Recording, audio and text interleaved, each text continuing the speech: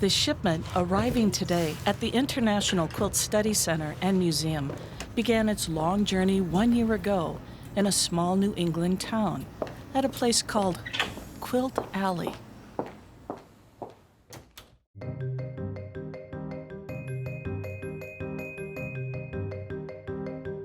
Okay, so this, just put on sunglasses. This is like being at the first atomic explosion. Where did these come from? Was this the 1960s? You know, was this a psychedelic poster or something? No, this is the 1830s, an Amish community. Amazing to me, amazing. In the lower level of his barn, filmmaker Ken Burns guides two Quilt Museum staff members, Executive Director Leslie Levy and Curator Carolyn Ducey, through his private collection. Burns has agreed to publicly exhibit his quilts for the first time. I have never displayed my quilt any other place but in a place where I live. So it's been, there's a few things that I do in my life that are just for me. As the tour weaves through the many rooms, here's another spectacular applique. a story of Ken Burns, the collector, unfolds. We kind of wanted to get a feel for why he was collecting. What did quilts mean to him? Here's this man who's a historian that could be collecting anything, and he's recognized quilts and the visceral appeal of them. This might eat you. This is great. How great is this? The precision and the beauty of the applique. This is red, white, and blue that happen to be colors similar to our flag, but the blue is not the blue. And I'm a blue guy who is very blue about the fact that this isn't the right blue. Again, they haven't quite figured out the blue, and they're getting closer to the correct blue. And this to me, I mean, there's something in me that goes. And then there's something incredibly poignant and beautiful that the flag exists in a sea of crosses. I was like, I was scrambling notes thinking, he can speak about quilts in the most elegant way and talk about them in the way that they tie into his love of history, his love of America, his love of just the ordinary people and what they created and what they went through. You really started to see how all those quilts reflected those things that you see in his love of documenting American history. This is more of a historical quilt. This is the NRA, meaning the National Recovery Administration, and its symbol was the blue eagle. It's fabulous. It's a beautiful, beautiful, beautiful quilt. His quilts are something that he truly loves and truly lives with. Okay, speaking of hidden away, quilts, more quilts. Not room, quilts, hidden. Love it. They shouldn't be hidden, right? It was fun to see how much he loves them and how he wants to have them out and be surrounded by them.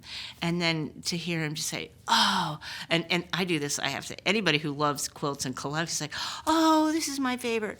Oh, this is my favorite. You know, I can't decide which is my favorite. Now, this is one of my favorite quilts. It's one of the earliest appliques I've ever bought. It just yells at me. This is one of my favorites as well. I guess I would have to say if I had to name a favorite, and I can't do that, it would be this quilt because I was not aware that Ken Burns was a quilt collector, and we really discovered that because of our executive director, Leslie Levy's former position at the Cather Foundation, where she had gotten to know Ken as one of their board members, and he was excited to hear that she was moving to the museum and mentioned, hey, yeah, I collect quilts, and I have for a number of years. And she said, I'm tucking that away for later, Ken.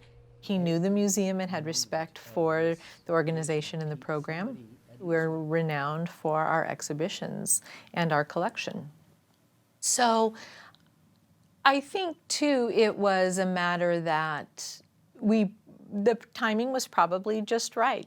I suspect that Ken is just at that time in his life when he is willing to share. Look at this, look at this. Oh, look at that log cabin. The common sharing of our heritage becomes a way in which you can continue to have a civil discourse. And that's really, really important to me. And quilts and films are ways to do that. And that's been my mission in life. So I'm very excited by the possibility of sharing these and reminding people that somebody from a tiny little state in the upper right-hand corner of their country, rather than this gigantic state in the middle of our country, share a lot in common.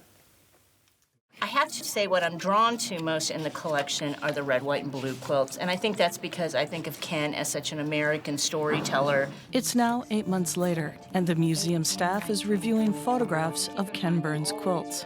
From these photos, they will select the ones to display in the exhibit. And this piece, oh my God. Yeah. This is such a rare piece. To have one of these is just an amazing thing. Temperance, definitely. Love this. I think that really would work well with a lot of our red, white, and blue. And the exhibit team meets to discuss design concepts.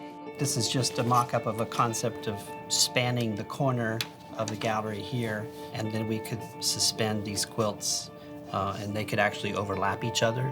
3 months before the exhibit opens, the quilts are packed and shipped to the museum. On arrival, they're placed in isolation for 2 weeks. While in isolation, each quilt is examined to note any condition issues. Here's a little staining right here. Finally, the moment the staff has most looked forward to has arrived: object review. It's here decisions are made on how to exhibit each quilt. Incredibly damaged. Definitely can't hang. I'd sure rather see it flat. And it's really an extremely important quilt because you just don't see temperance quilts. They consider size, color, design, and texture, and also how the quilts are grouped for the exhibit. In total, they review 33 quilts. I've spent my entire professional life asking this essentially simple question: who are we? Who are those strange and complicated people who like to call themselves Americans? And all of my films are attempting not so much to answer that question, but to deepen it. So as an avocation, as a hobby, I have pursued collecting what I think is the cleanest, simplest, and most authentic expression of who we are as a people. 2 weeks before the open, the staff begins building the exhibit.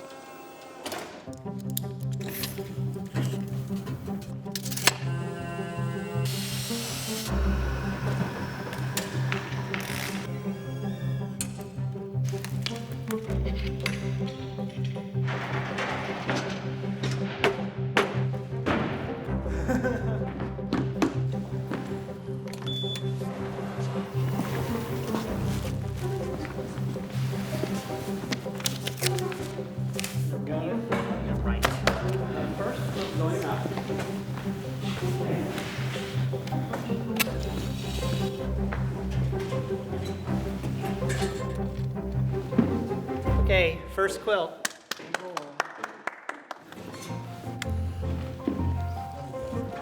Thanks.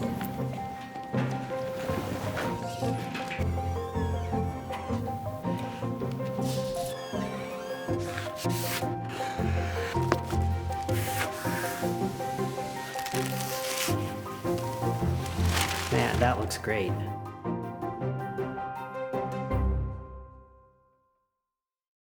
By opening day, the museum's exhibit, Uncovered, the Ken Burns Collection, has already attracted national attention.